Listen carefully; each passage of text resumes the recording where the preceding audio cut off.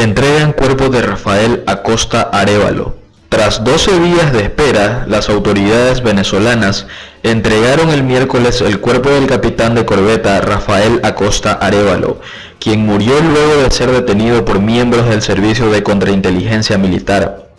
Bajo custodia policial y en medio de reclamos de sus familiares que se quejaron de que las autoridades controlaron la inhumación, el organismo estatal de medicina forense entregó el cuerpo de Acosta Arévalo, quien falleció el 29 de junio, una semana después de ser apresado en la Dirección General de Contrainteligencia Militar, señalado de estar vinculado con un supuesto complot contra el gobierno. Las dudosas circunstancias de su muerte y los signos de tortura que según testigos tenía el militar desataron una intensa polémica que golpeó al gobierno de Nicolás Maduro. Abogados y familiares denunciaron que Acosta Arévalo fue sometido a torturas durante su reclusión y como prueba de ello señalaron que un día antes de su muerte, el militar fue presentado en silla de ruedas en un tribunal con numerosas excoriaciones y hematomas y restos de sangre en las uñas.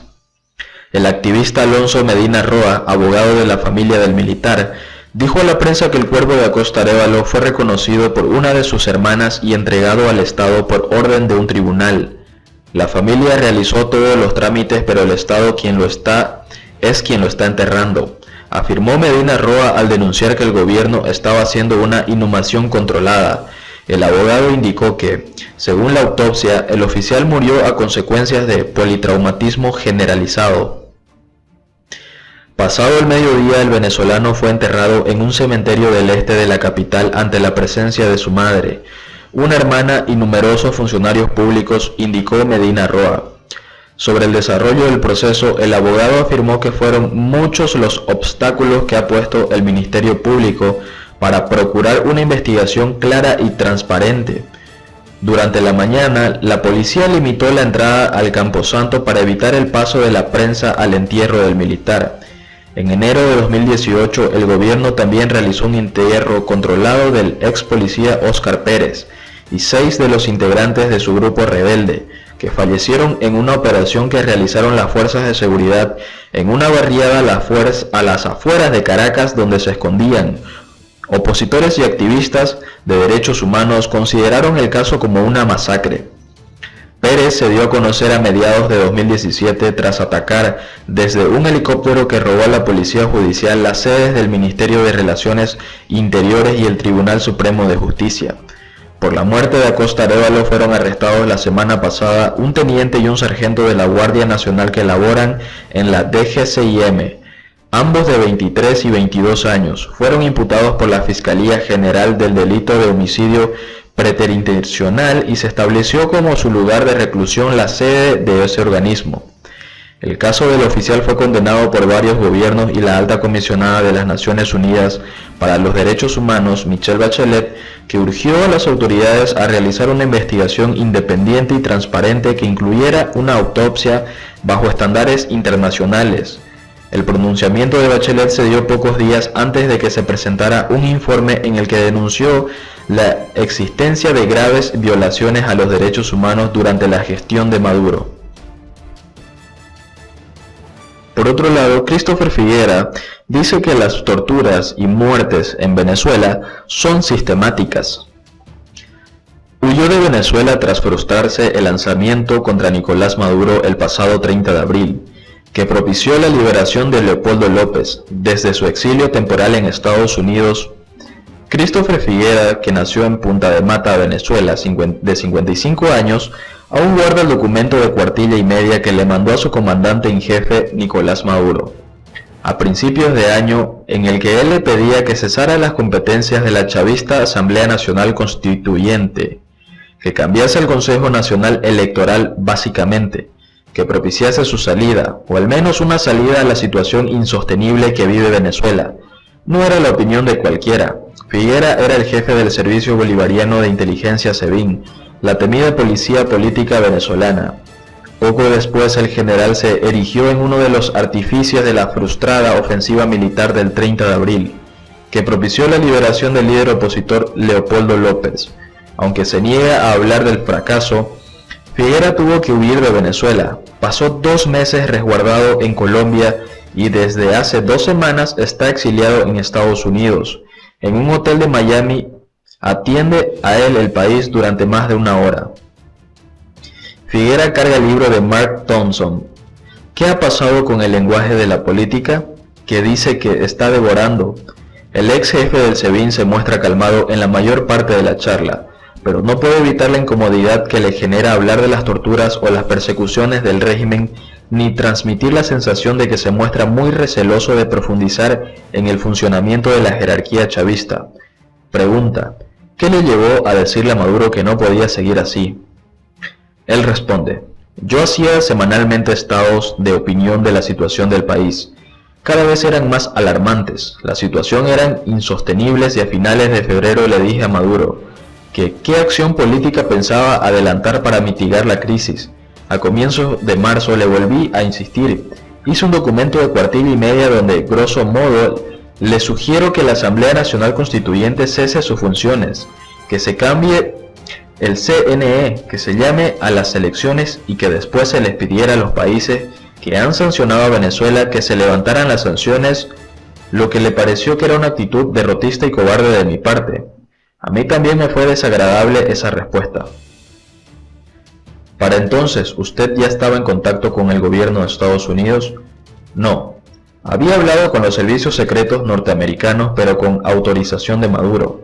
Ellos habían pedido una reunión, no conmigo, con otros funcionarios que en ese momento tenían responsabilidades más altas, y a través del agregado militar que estaba en República Dominicana llegó el mensaje. Yo se lo hice saber a través del jefe de la casa militar a Maduro y él decidió que fuera yo. Ese fue el contacto que yo tuve. Alguno, para tratar de desprestigiarme, tratar de quebrar mi moral, ha dicho que yo era un vendido, que tenía años en estas cuestiones, y yo le he mandado a decir que a él, que si él cree que soy un hombre de precio y no de valores, que con todo lo que él, su familia se han robado, que me haga una oferta para ver si yo la acepto.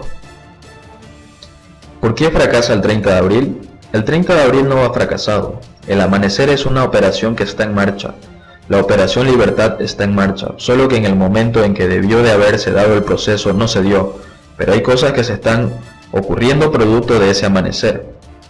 ¿Qué cosas están ocurriendo? Las mismas conversaciones que se están dando ahora en Barbados.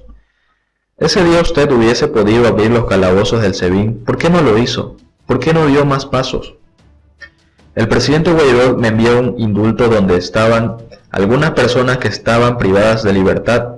Yo tuve la intención de que salieran otros, pero no estaban en ese indulto. Era riesgoso para ellos porque no estaban al tanto de algunas cosas. ¿A dónde iban a ir si lo aprendían? En las primeras horas tampoco habíamos pensado que no se iba a dar que algunos de los involucrados iban a cumplir con la palabra empeñada. Uno de los que no cumplió fue Michael Moreno, presidente del Tribunal Supremo de Justicia. ¿Por qué cree que no dio el paso? A todas las luces, su ambición desmedida es un factor fundamental para que no terminara de cumplir lo que había prometido. Hay quien dice que Leopoldo López precipitó la operación, otras voces apuntan a usted. ¿Quién adelantó todo? El día 27, para amanecer del 28, tuve información de que un grupo importante de motorizados iba a ir al encuentro de la marcha de la oposición del 1 de mayo. No podía llegar al 1 de mayo con esa situación. Iba a ser catastrófico, lamentable. Es decir, ¿es usted quien precipita los acontecimientos? Le informé a los compañeros que estaban en eso, le informé incluso a Padrino y a Michael Moreno, les dije que era lamentable que eso fuera a ocurrir. ¿Y qué le dicen? Bueno, hubo nervios. Creo que no estaban convencidos o a lo mejor no era el esquema que ellos esperaban, tenían ambiciones particulares. Usted llega a la dirección del SEBIN después de la muerte del concejal Fernando Albán. Hace unas semanas un capitán murió torturado en la sede. ¿Cómo de sistemáticas son las torturas en ambos organismos? No tengo los elementos para graficarle con el nivel de detalle que solicita. Albán fue lanzado. Ahí hay unos funcionarios que están detenidos, procesados por ese hecho. En el caso del capitán hay una situación dolorosa, dramática, aberrante. En esos organismos hay unos elementos que le tributan directamente a Maduro para adrementar, aterrorizar a quienes se opongan a sus designios. Usted dirigió el SEBIN y formó parte de la contrainteligencia militar. Si había persecución, usted estaba al tanto. ¿Cómo de habitual eran? ¿Cómo se establecían? Se hacían persecuciones sobre todo en el aspecto político. Los derechos políticos están en cuestión en Venezuela. Todo aquel que no esté de acuerdo con lo que establezca Maduro es señalado de enemigo. Se hacen persecuciones a través del espectro electrónico, las intervenciones telefónicas, perseguimiento en el terreno. La mayoría guardan relación con el espectro político y eso es lo más grave, porque hay otros delitos, otras cosas que tienen que ver con la violencia social y no hay persecución como correspondería a que anda haciendo esas cosas. Por el contrario, otros que tienen ideas distintas. Perdone que le insista, pero usted tuvo al mando del servicio de inteligencia. ¿Sabía de esas torturas? ¿Quién las ordena? Maduro es el que da la orden de las persecuciones políticas. Todo lo que dice el informe que acaba de presentar la alta comisionada para los derechos humanos es cierto. Fue un poco tímido también porque hay cosas horrendas que no fueron graficadas allí. ¿Por qué usted hasta el 30 de abril autorizaba o no hacía nada para evitar esas torturas que se producían en los centros de detención? Yo salí de la DGCIM como subdirector precisamente por oponerme a ciertos tratos inhumanos a algunas personas y tuve discusiones fuertes con quien era director y él se excusaba. Ha habido una orden que dio el comandante. Cuando llega al SEBIN pude ver que había personas que estaban aisladas. El general Baduel, Requesens, estaba aislado completamente. No le permitían que saliera al sol. No le permitían que lo visitara su médico.